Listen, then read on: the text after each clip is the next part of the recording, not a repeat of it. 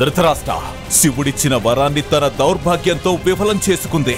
మూర్ఖుడిలా మాట్లాడకు. తను చనిపోవాలని కోరుకోవడం దౌర్భాగ్యాన్ని ఆహ్వానించడమే.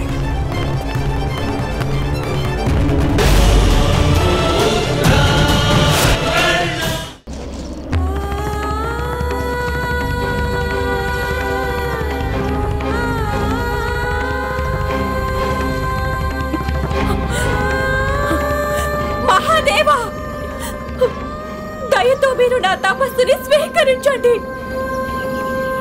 లేదంటే నా బలిదానాన్నైనా స్వీకరించండి. హర హర మహాదేవా, హర హర మహాదేవా, హర హర మహాదేవా.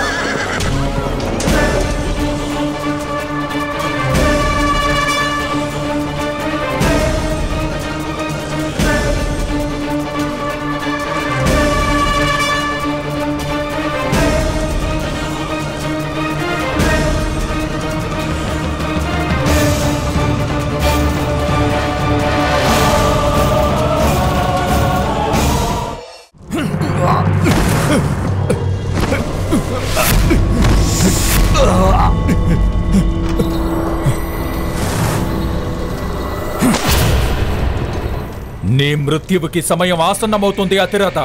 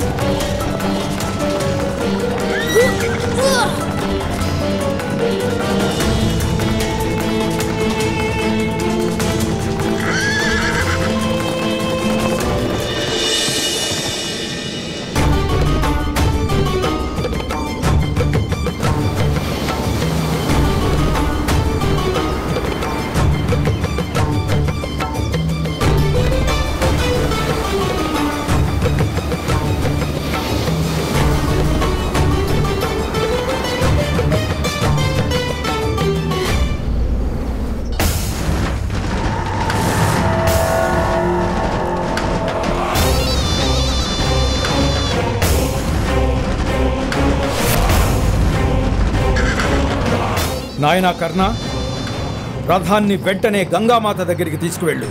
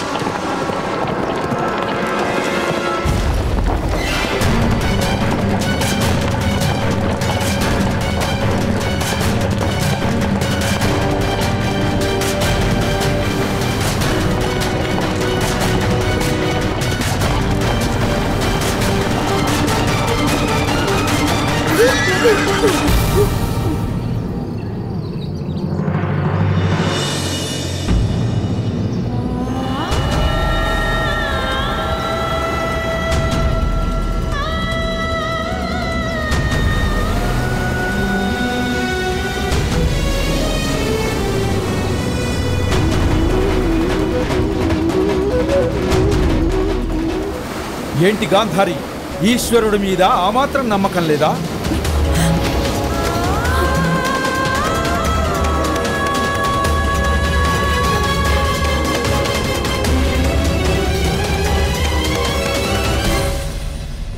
నీ కొడుకును కూడా నీ దగ్గరకే నరకానికి పంపుతాను అతిరథ. వ్యాస మహర్షిని తీసుకుని కర్ణుడు వచ్చేశాడు మహాశయ.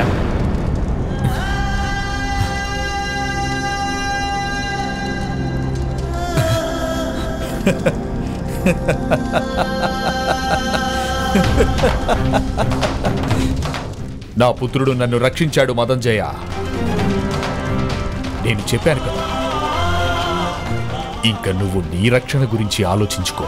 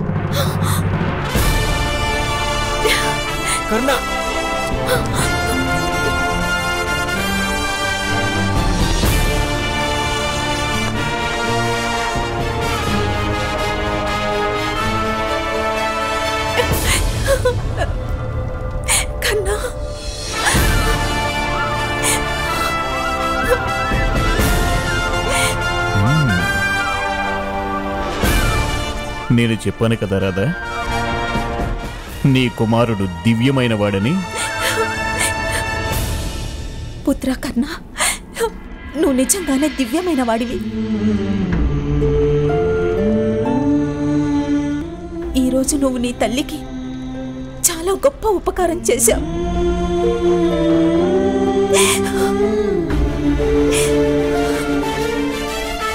లేదమ్మా, నువ్వు చెప్తుంటావు కదా, అమ్మకి ఉపకారం సంతానానికి ధిక్కారం. సంభవం కాదు.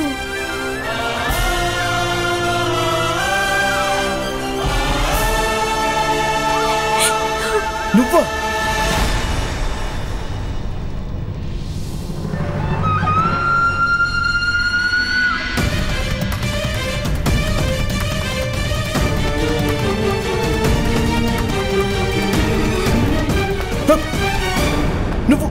నువ్వక్కడి నుంచి పారిపోయి వచ్చావా? మీరైతే అక్కడికి కూడా రాలేదు కదా, మీరక్కడ బందీ అయిపోయారు వ్యాస మహర్షి మాయలో.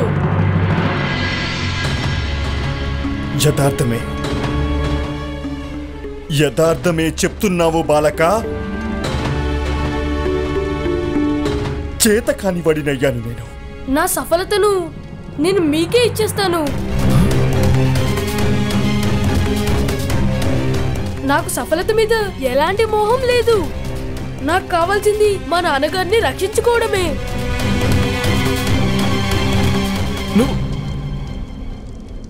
ఏంటి నీ సఫలత? దాని అర్థం నువ్వు వ్యాస మహర్షిని తీసుకొచ్చావా?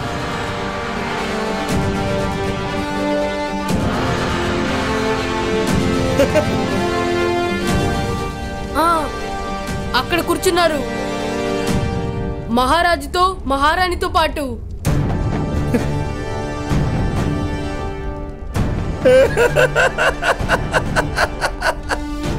బాలక, నువ్వు నిజంగా మహనీయుడివే బాలక. అద్భుతం, అద్భుతం. కానీ మరి మా నాన్నగారి సంగతి ఏంటి? సైనికులారా, ఈ బాలకుడి తండ్రిని రాజసభకు తీసుకురండి.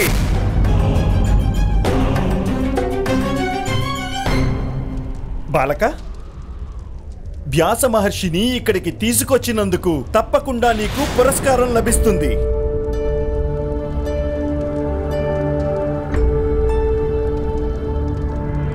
అద్భుతం, అద్భుతం.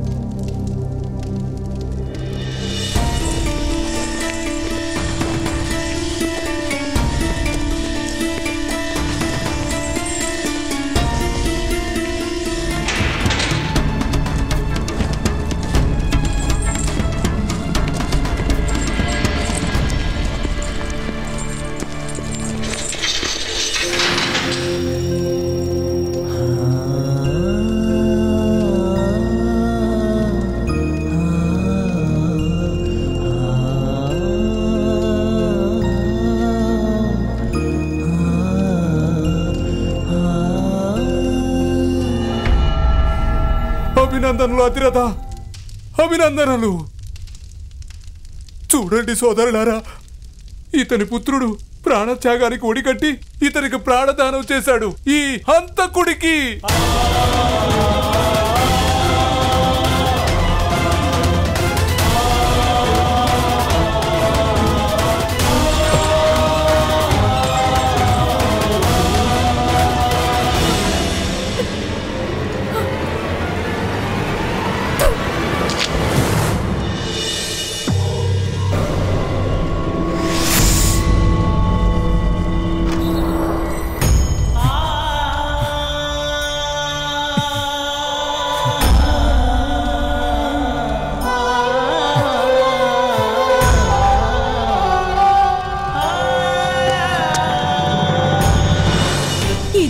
ధనం అర్థం లేనిది. నీకు అపరాధ విముక్తి లేదు. నువ్వు నా బిడ్డని హత్య చేశావు. నేను అసలు నిన్నెప్పటికీ క్షమించను. నన్ను వదలండి. ఇతను పాపి, ఇతను అపరాధి, ఇతన్ని చావగొట్టండి.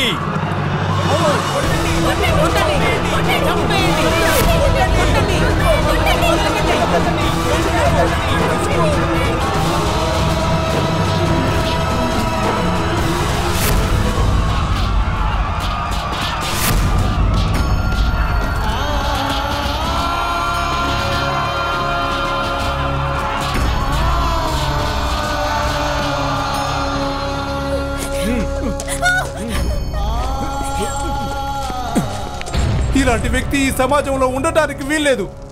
వెళ్ళిక్కడి నుంచి నీ కుటుంబాన్ని తీసుకొని ఎక్కడికైనా వెళ్ళిపో.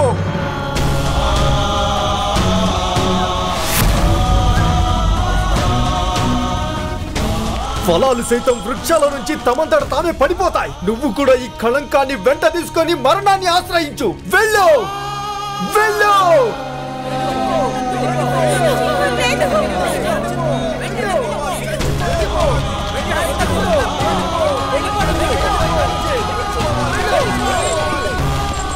పెదనాన్న, నాన్నగారు నిర్దోషి కదా, మరి వీళ్ళంతా ఎందుకలా? ఎందుకంటే నిర్దోషిత్వాన్ని నిరూపించుకోవాల్సి ఉంటుంది నాయనా కర్ణ. పోగొట్టుకున్న పరువు, అలాగే తెగిపడిన తల మళ్ళీ వెనక్కి రావు పుత్ర.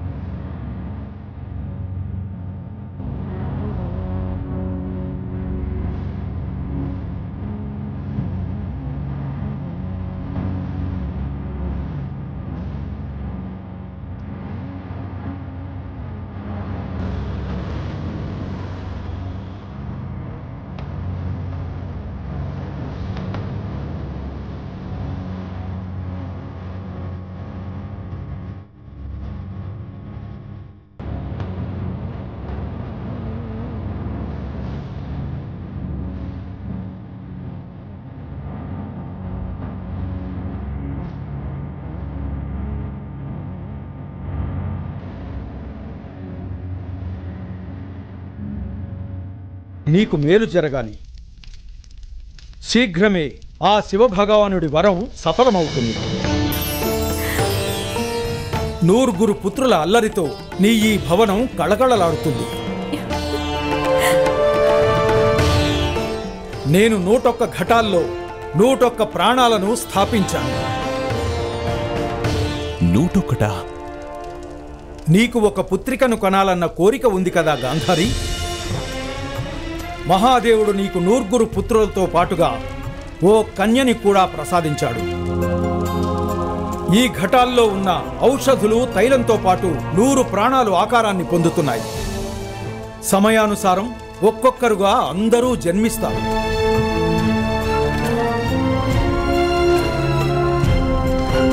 ప్రణామాలు మహర్షి.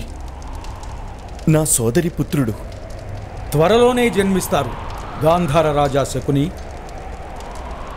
మహర్షి, నా కొడుకు నా తర్వాత కురురాజ్యానికి రాజవుతాడు కదా? నాయన ధృతరాష్ట్ర, నీకు సంతాన ప్రాప్తి అనే సుఖం కలుగుతుంది. నీ ఆలోచనల భారాన్ని నీ సంతానం తల మీద మోపి వాళ్ల జీవితాల్లో లేనిపోని విషయాన్ని ఎందుకు నింపుతున్నావు? ఇంకా వాళ్ళు జన్మించనే లేదు. కాలం కంటే ముందే కాలగతిని గురించి తెలుసుకోవడం కూడా శాపమే అవుతుంది. అందువల్ల నువ్వు ఈ సమయంలో ఆలోచనల్ని పక్కన పెట్టు వత్సా. ఇది ఉత్సవం చేసుకునే సమయం.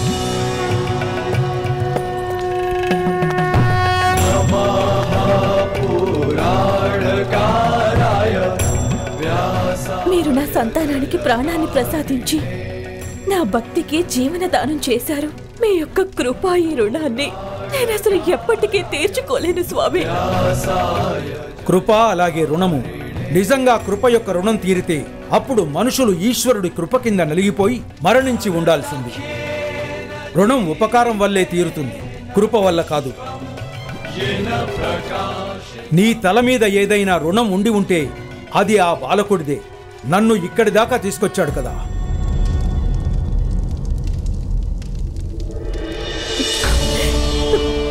నేను తన జీవితాన్ని సుఖమయం చేసేస్తాను. ధన సంపత్తితో తనని పరిపూర్ణని చేసేస్తాను మహర్షి. కొన్ని జీవితాలు ఎప్పటికీ లోటుగానే ఉంటాయి. స్వాతి నక్షత్రంలో వర్షం యొక్క బిందువులను తాగాలన్న ఆశతో చకోరం ఎప్పటికీ సాగరంలోనే ఉన్న దాహంతోనే ఉంటుంది. ఆ బాలకుడికి ఇప్పుడు ఏది అవసరమో తనకు అది ఇచ్చేందుకు ప్రయత్నించు తల్లి.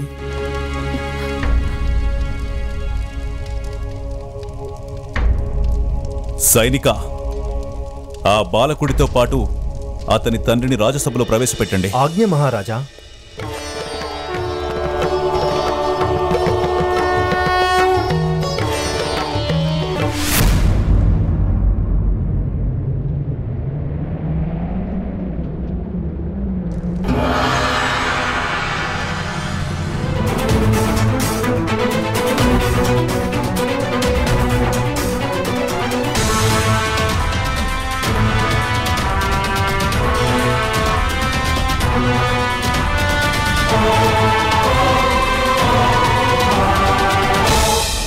వత్సా, నా దగ్గరికి రా.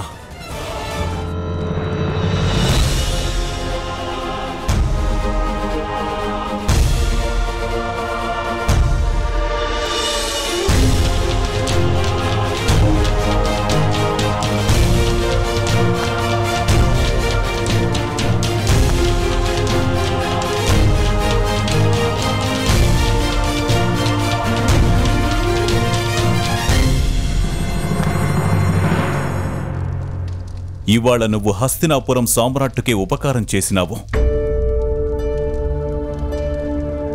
చెప్పు, నీకు ఎలాంటి పురస్కారం కావాలనుకుంటున్నావు?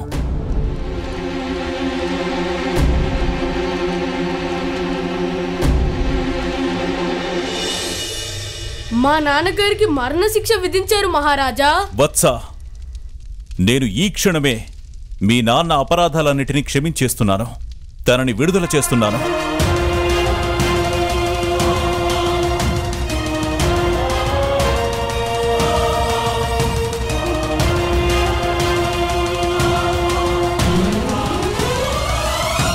నేను మా నాన్నగారి విడుదలని కోరి రాలేదు మహారాజా.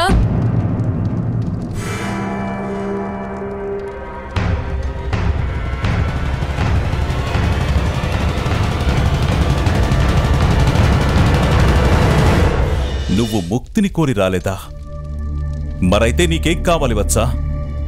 ఏం కోరుకోవాలని ఆశపడుతున్నావు నీవు? మా నాన్నగారికి మరణ శిక్ష విధించండి మహారాజా.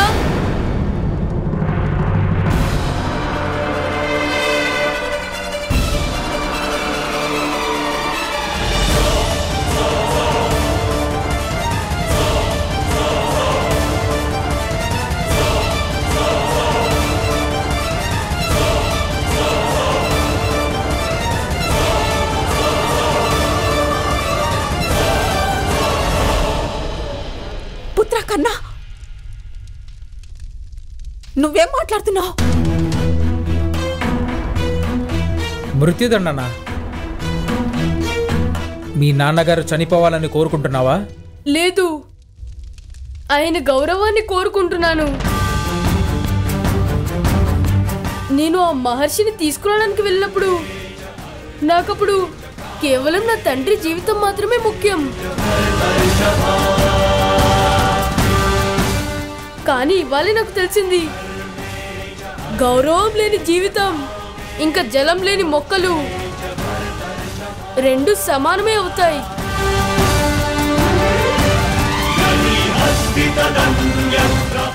ఇప్పుడు ఎప్పుడు ఎండిపోతాయి. ఆ ఆరోపణ కారణంగా ఆయన గౌరవం పోయింది. అయితే గౌరవంగా జీవించేందుకు అనుమతి ఇవ్వండి, లేదంటే మరణ శిక్ష విధించండి.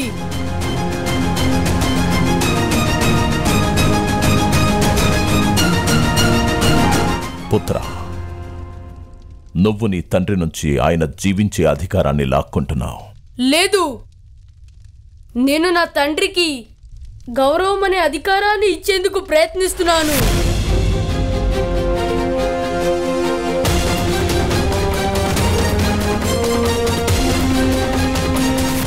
మరి నువ్వు నీ తండ్రిని అడిగావా తను మృత్యువుకి సిద్ధమేనని?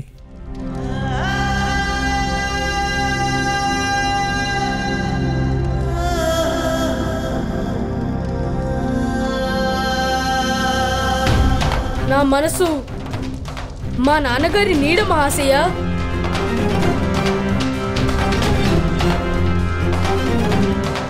నేను నా మనసుని ప్రశ్నించుకుంటున్నాను. అప్పుడు దానికి సమాధానం మా నాన్నగారే ఇస్తారు.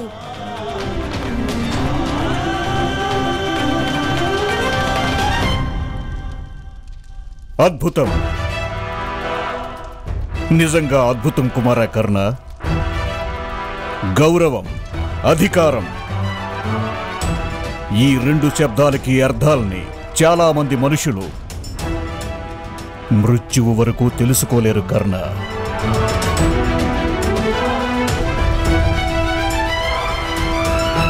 ఏమనుకుంటున్నావు బాలక? మా నాన్నగారు ఆ బుగ్గత గ్రామ బావిలో విషం వేయలేదు.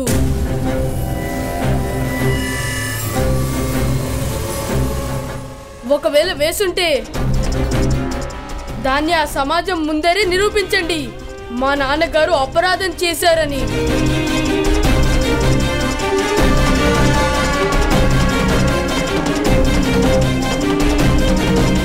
లేదంటే మీరు ఒప్పుకోవాల్సిందే మా నాన్నగారికి గౌరవంగా బతికే అధికారం ఉందని. అపరాధ నిర్ణయం సాక్ష్యాల మీద ఆధారపడి ఉంటుంది. నీ దగ్గర ఏం ఆధారం ఉంది అసలు మీ నాన్న అపరాధం చేయలేదని? ఎవరైతే వాస్తవంగా అపరాధం చేశారో వాళ్ళే సాక్ష్యం కదా మా నాన్న నిర్దోషి అనడానికి.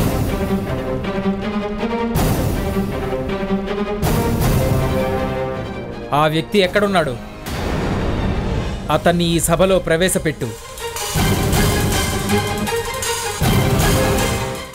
ఇంకా నువ్వు ఎందుకు జన్మించడం లేదు? శాస్త్రాలు చెబుతున్నాయి కదా, ఎప్పుడైనా గొప్ప శత్రువు జన్మిస్తే తనతో పాటుగా తనను వధించగలిగే ఒక గొప్ప యోధుడు కూడా జన్మిస్తాడని.